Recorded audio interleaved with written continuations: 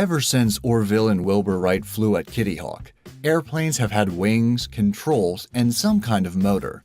But planes have evolved over the last 100 years. The commercial airliner you fly in now has features that Orville and Wilbur wouldn't have dreamed of. Scott just warned us that he's kind of doing a touchy subject tonight when it comes to myth busting. I think he said he's going to open a can of worms. That would be the exact quote. Yes. So let's go fishing.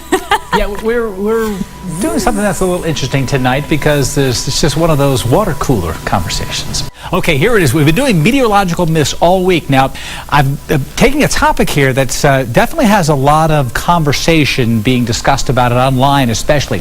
Contrails versus chemtrails. What are we talking about here? Contrails are what you see coming out of an airplane, the exhaust coming out the back, the moisture that condenses and forms a cloud. That's a contrail, which is basically short for condensation trail. Now, there are some folks who feel that there are chemtrails that are also coming out of planes.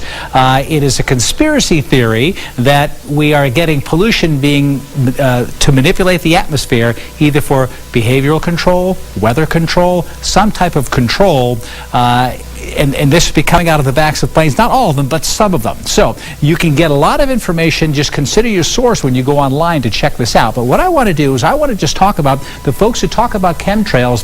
I keep hearing people saying, well, they sit in the sky for so long, it can't just be a regular contrail. And I kind of want to disprove that myth right here with some meteorology behind it. So here's what we have. This is a contrail, a shot from another plane right here. And it looks like a cloud. And basically that's what it is. You've got dry air in the upper atmosphere. Not very dry. There's moisture, but there's no clouds. The moisture hasn't condensed. It's still invisible water vapor. But when a jet plane goes by, the exhaust coming out has a lot of moisture in it. It's very hot. And as soon as it comes out, it is cooled by the air around it. It condenses, and if the conditions are moist enough outside of it, we get a cloud to form, and that's your condensation trail. So here's the cloud that will form behind a plane. Depending on the weather conditions, that cloud will stay or disappear very quickly. There are days I know there will not be contrails because it will come right out of the exhaust, and basically what will happen out of the back of the plane, and it'll be so dry outside and the air is sinking and warming and drying that the contrail will just disappear because there's not enough moisture in the air. But on days that we have moisture in the air but there are no clouds and we have air slightly rising, we get these cloud streaks right here, these contrails that persist. And if the wind is blowing in the right direction, you get wind shear as well, and the clouds will tend to kind of form ice crystals, and as they do, they'll shear apart, but they're still not sinking enough to dry out by getting that increased pressure, that drying air. When I talk about high pressure sinking air and drying air, what's basically happening is we have a little lift of the air right here, and right at the leading edge of it, you see these cirrus clouds. When there's a warm front approaching like this, and there are planes flying around here, there will be all kinds of contrails right here, but out ahead of it under the big blue H high pressure, maybe even tomorrow, although it's not a real strong high pressure, you just don't get the contrails to form. And so if I hear the argument that, well, these have to be chemtrails because normal contrails don't stay in the atmosphere that long, that is a myth, because it all depends on the weather conditions holding that up. But boy, this is definitely a conspiracy theory. It started in 1996. In 2000, the FAA, NASA, NOAA, all of these organizations got together with science saying this is not the case and kind of debunked that. But boy, that is just adding to the conspiracy theory. So it certainly makes for interesting reading. You ask people what they're doing by spraying things in the sky, and the number one thing they'll say is like weather control. Weather control is one. Well, they don't have any fucking control of the weather, because if they did, they'd make it rain all over Santa Barbara and stop these fires. Yeah. I mean, there's hundreds of millions of dollars worth of damage going on right now. There's a fire that's bigger than the city of Washington, D.C. They think they're making those fires. They think that that's right. part of the conspiracy. Anything that happens is always part of the conspiracy. What do you think it is? Like, what is it with conspiracies? Like, why are they so attractive to people? There's something going on with people, right? Yeah. I think, I've been looking into this a lot. I bet you have. Especially since you're a government shell! Well, I'm doing research for the book I'm writing, which is called Escaping the Rabbit Hole, and it's about how people get into the rabbit hole and how people get out of the rabbit hole. So the whole thing is about the rabbit hole, which is something basically people get sucked into. And I think people do a lot of research into the reasons behind people getting into conspiracy theories, like the psychological reasons and the personality reasons and things like that. But I think most conspiracy theorists are just regular people. They're just ordinary people who get sucked into something. And why do you think that is? Just from talking to them, they tell me like their origin stories, essentially. And they tell me what happened to them when they got into conspiracy theories. And it nearly always starts with them looking at some video. Like nowadays, Yes. It starts with them looking at some video, and then they just get sucked in. Yeah. And then they start looking at another video and another video and another video. And Facebook and YouTube is feeding them these videos because once you start going down that road, you just can't change your trajectory. Right. It's hard to train. Yeah. I mean, YouTube, since they instigated this autoplay thing, or instituted this autoplay thing, where the next video plays immediately and they're all related. Yeah. I think that's definitely been a thing with people. And also like the suggestions on the right-hand side if you're watching one video on a particular subject. Yeah, I was doing some experiments with that. I set up like a completely blank YouTube account, and I would just go in there and type in one thing, like contrails. Mm-hmm. And of course, when you look at contrails on YouTube, like half the videos you're going to get are going to be chemtrail videos. Right. And so if the first video you click on is a chemtrail video, then that just sets you down that road. Well, I remember this was in the days, I think, before YouTube.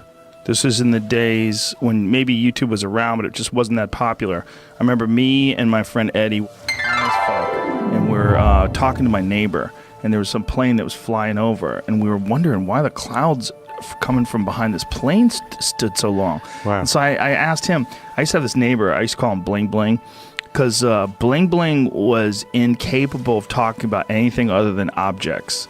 Like, all we talk about, that's a nice car. Is that a new car? Where'd you get that watch? Like, that was Bling Bling. All Bling Bling wanted to talk about was, like, material possessions. So he and I were parked in front of his, I was saying hi to him, and I said, hey, man, do you remember clouds, like, sticking around in the sky that long? And he's like, no, I don't know. Is that a new truck? And like, I just remember how ironic it was because I had told Eddie about Bling Bling. You know, that like this is all this guy cares about and wants to talk about. And then he did that while we were out there. But I remember thinking, man, how weird would it be if all of a sudden clouds from jet engines started appearing and it just appeared right before our eyes and we hadn't noticed it. But I wasn't sold. It didn't make any sense to me. Because my thought on it was the amount of people that had to be involved. You're talking about all these different airplanes. Get all these people to keep their mouth shut. These are they're pilots, right? So they're not making shit tons of money, and they live here too. That's the other thing. Like if they're actually spraying something in the sky, they live here too. Like what are they spraying themselves? Well, the theory now is that it's basically the power elite in the country is doing these chemtrails as a kind of last-ditch attempt to maintain power before the entire world collapses into chaos. So they think it's kind of like a desperate situation. A power grab.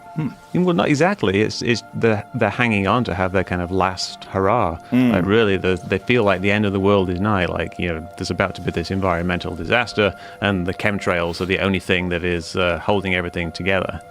That's the thing that you get if you go to, like, you know, Geoengineering Watch, that Dane Whittington guy.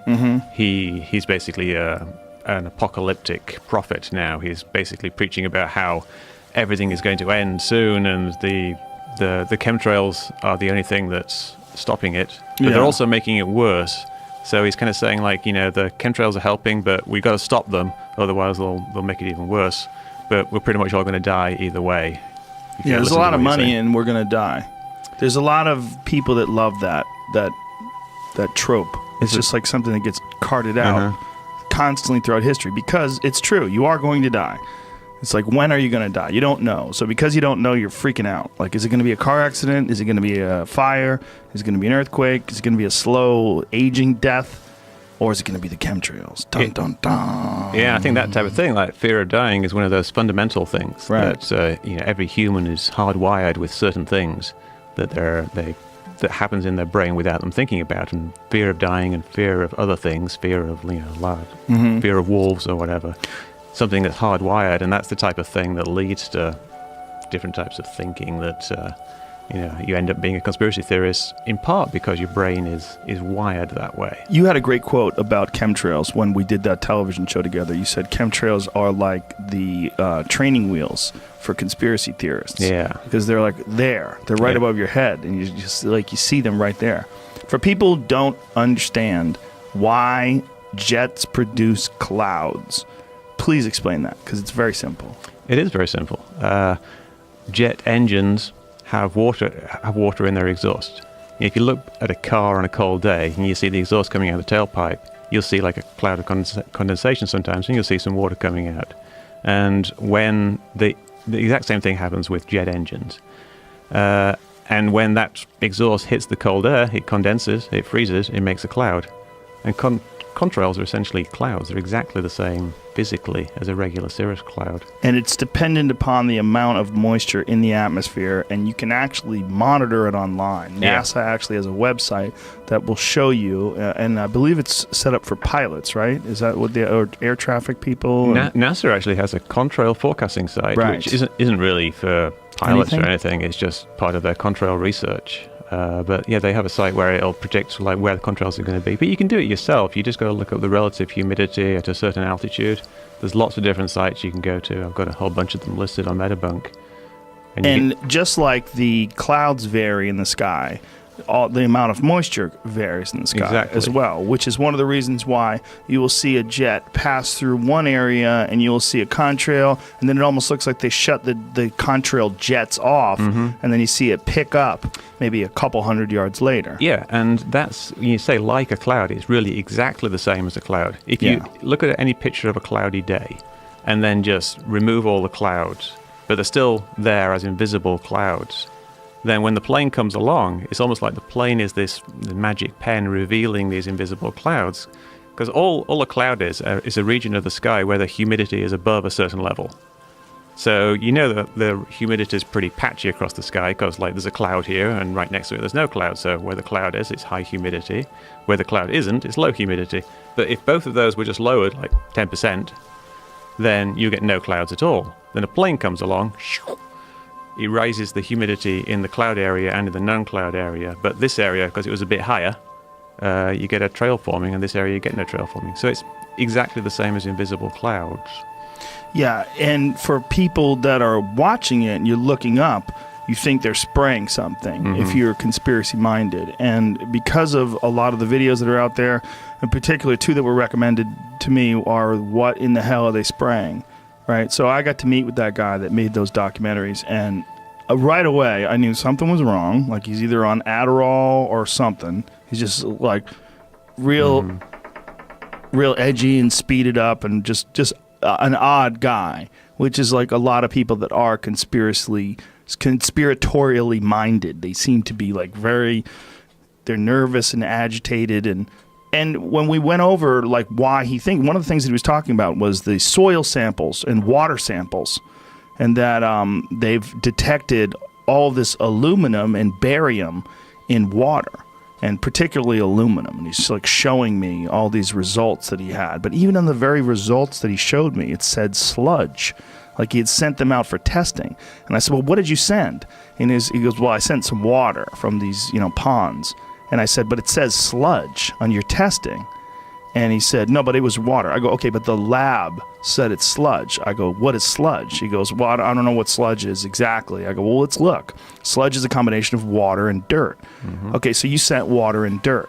So do you know that aluminum is one of the most common metals on Earth? And you could basically scoop up a patch of dirt pretty much anywhere and find a bunch of aluminum in it. It's really, really common in trace amounts.